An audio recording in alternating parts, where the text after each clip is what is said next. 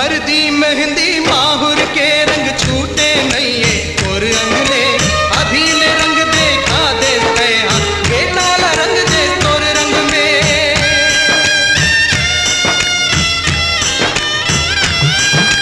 घेन अंगनामा खेले कूदे अंगरी भर रेंगे सीखे दाई ददाला कहूँ भुला गे अंदर मांग राखू के कहाँ मया मोर पाकर पड़ गे देखब करम कलापला सुख माँ दुख माँ